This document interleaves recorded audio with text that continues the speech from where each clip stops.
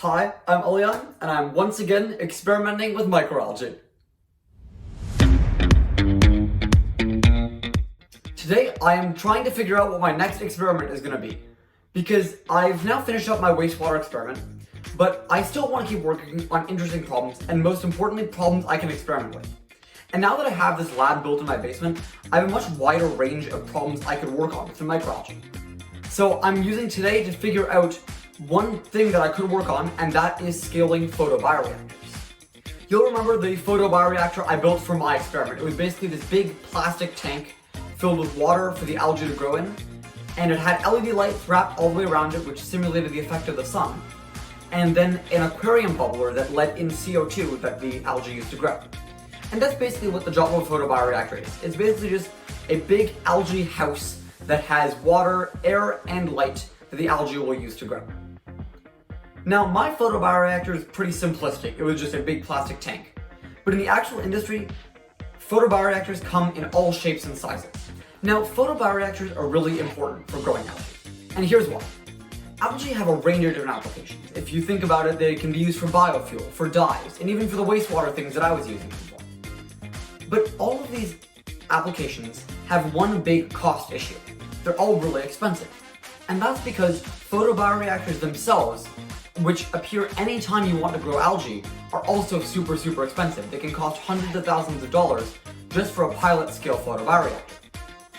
So solving photobioreactors and making those cheaper means that you could then make every other application of algae, no matter what it's doing, also cheaper.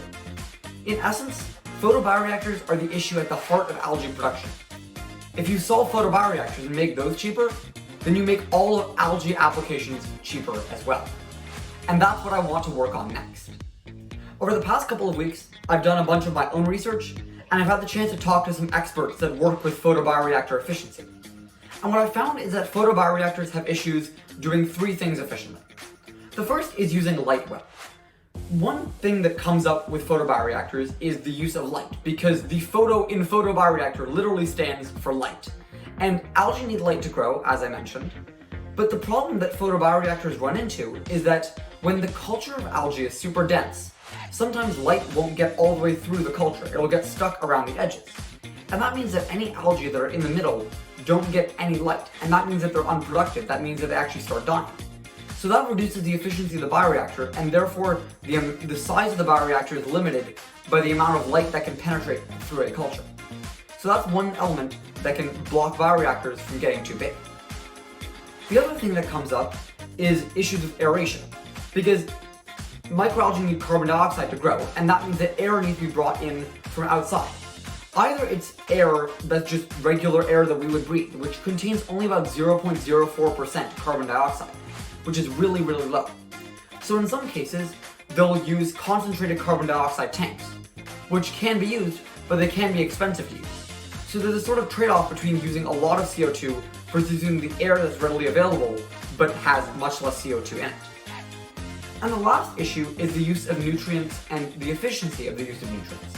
Because algae need certain nutrients to grow, actually things like nitrate and phosphate that came up all the time in my wastewater experiment.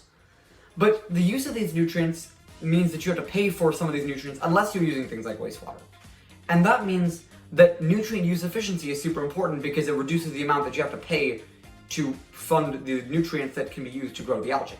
I recently came across this cool piece of technology called a Pioreactor. It's a play on words a little bit because the Pioreactor is essentially this small, maybe 10 milliliter bioreactor connected to a Raspberry Pi. A Raspberry Pi is essentially a small computing device that lets you measure certain parameters about this bioreactor. Now, the key thing about the Pioreactor is that it's very customizable.